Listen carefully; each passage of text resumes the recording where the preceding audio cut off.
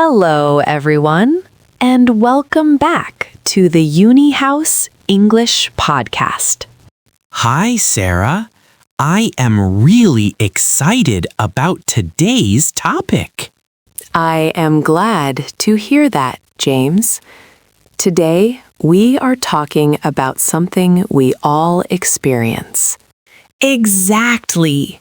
We are going to learn how to describe our dreams. Have you ever woken up from a crazy dream and struggled to explain it? Oh, all the time. I always seem to lack the right words.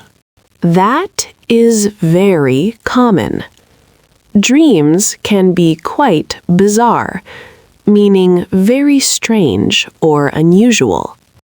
Bizarre. That is a great B2 level word. Yes, it is. So today, we will give you the vocabulary to talk about those bizarre nighttime adventures. I cannot wait. Should we jump right in?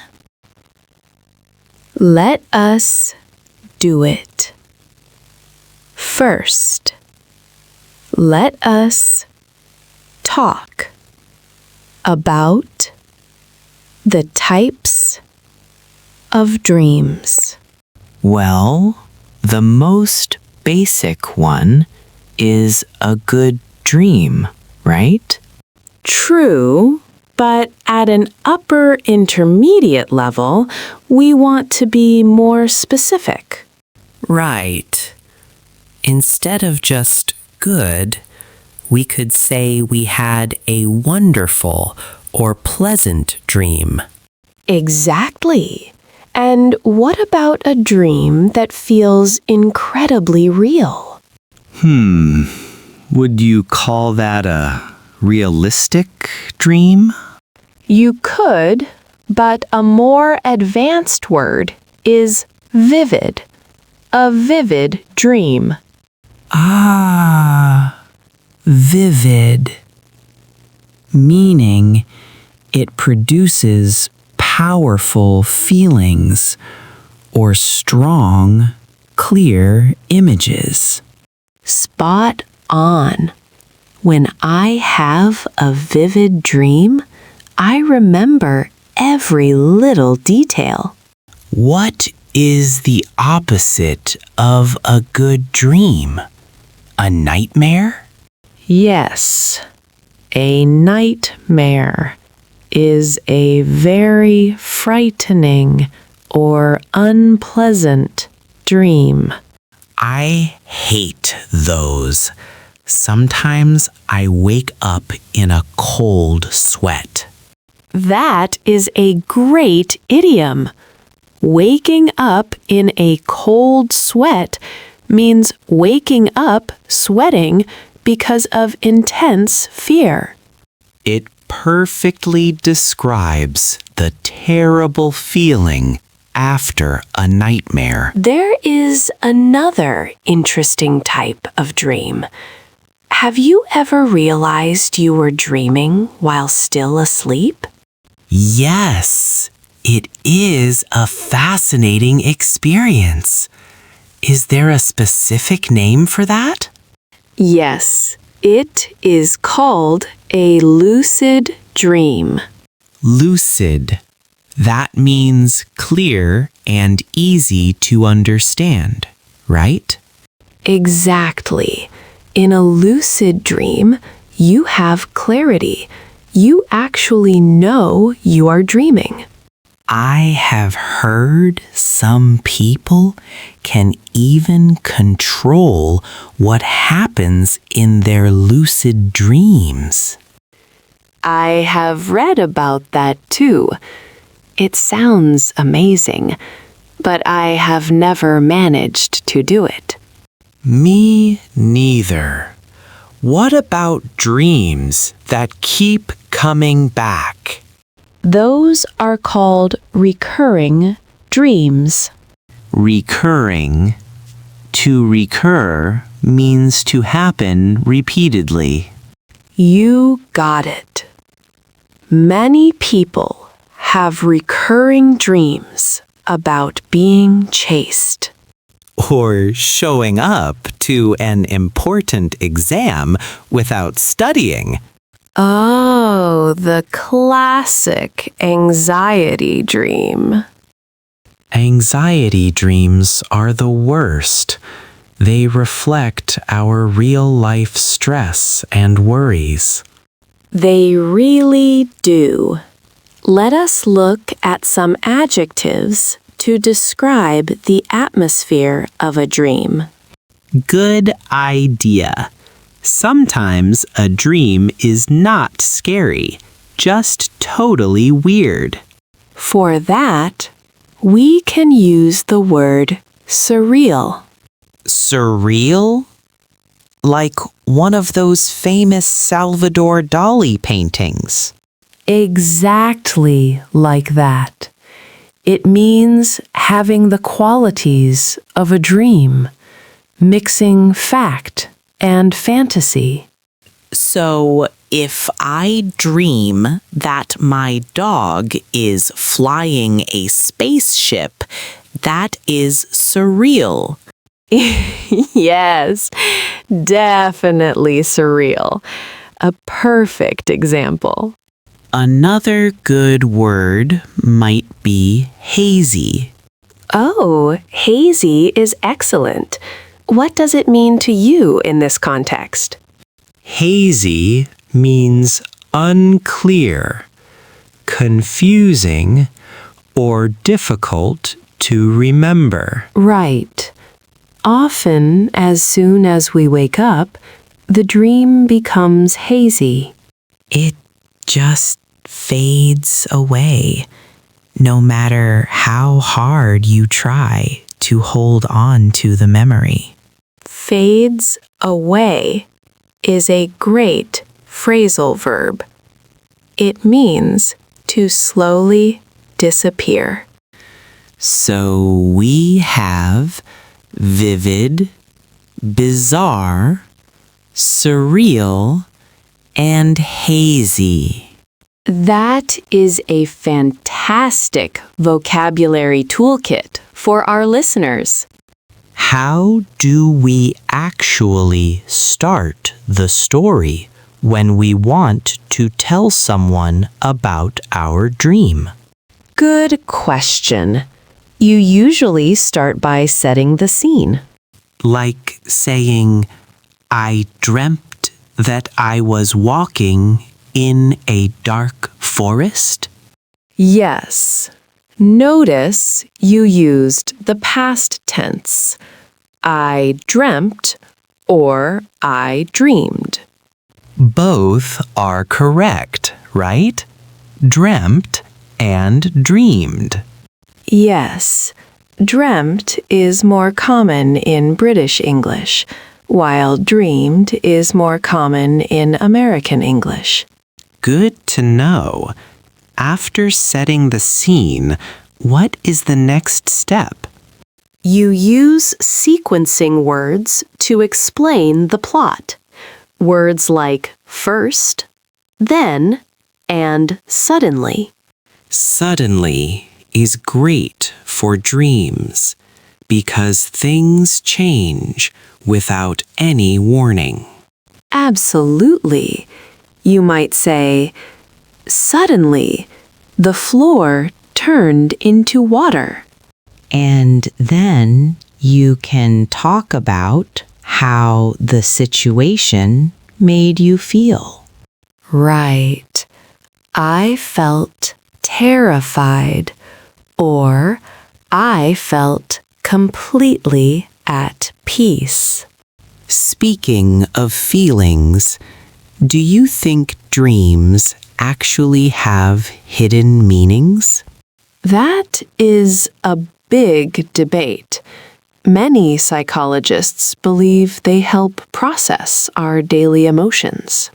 So, if I am stressed at work, I might have an anxiety dream. Exactly. Your brain is trying to sort through the day's difficult events.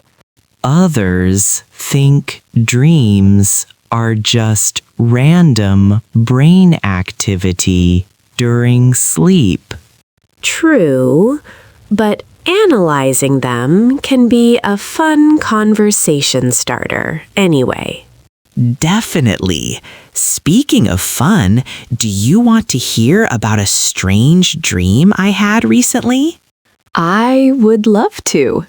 Please, share it with us. Okay, so it started as a very vivid dream.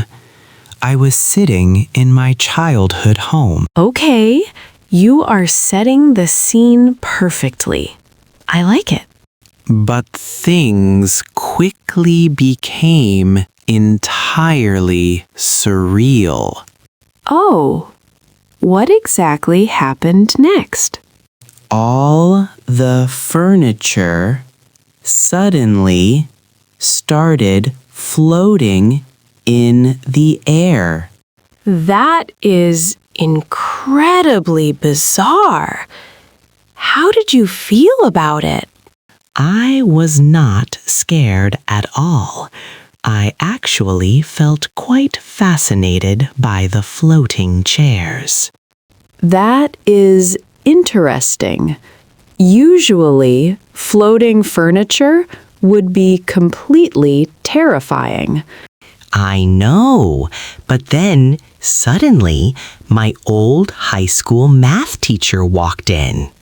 Oh no. Did it turn into a nightmare at that point? Almost. He asked me to solve an equation on a floating whiteboard. The classic school anxiety dream mixed with a surreal setting.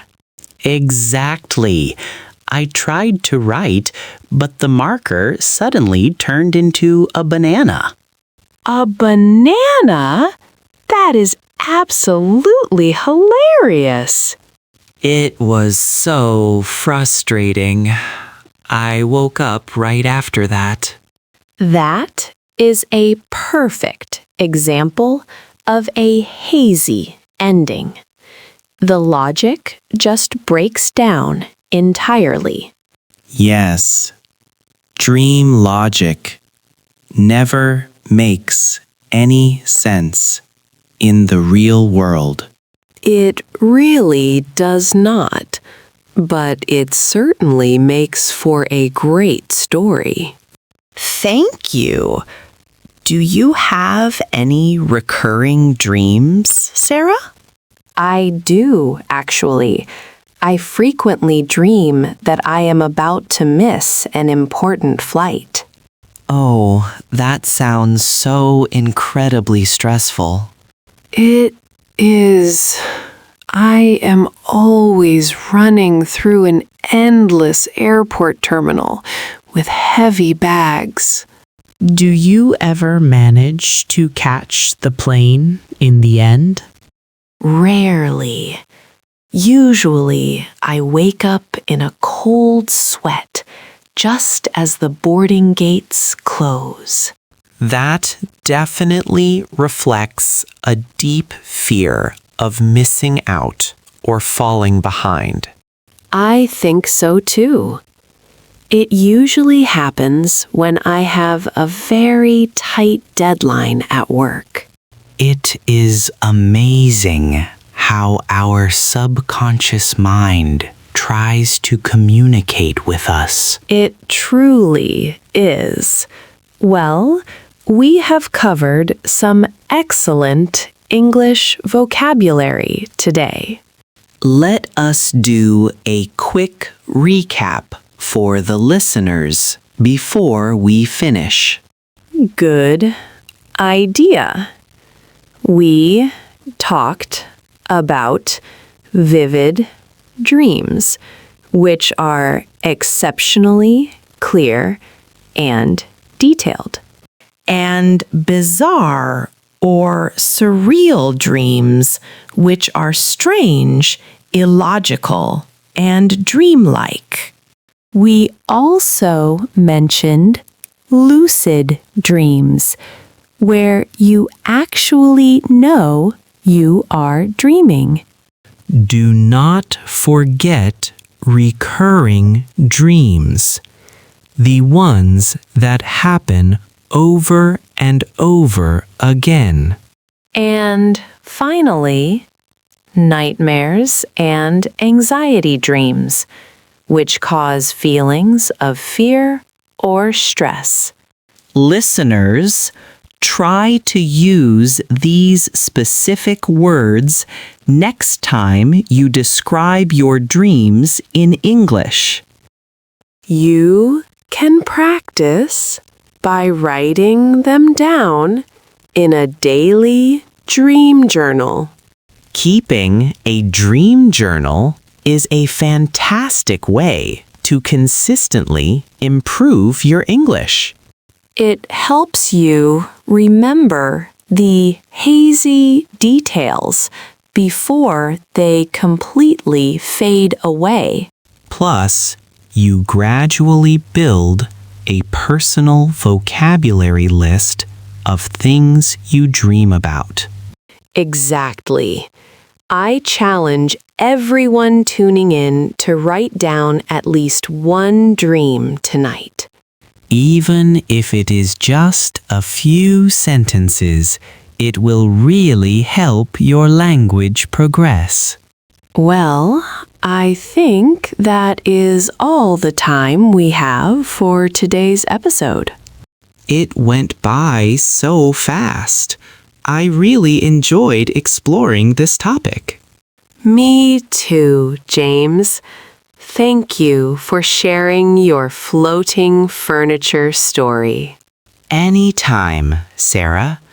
Thank you all for joining us on this English learning journey. Yes, thank you for listening to the UniHouse English podcast today.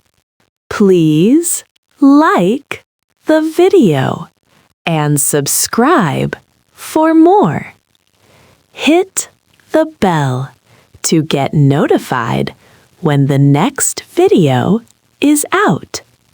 And leave a comment below telling me what you want to see next. Share this with anyone who might enjoy it.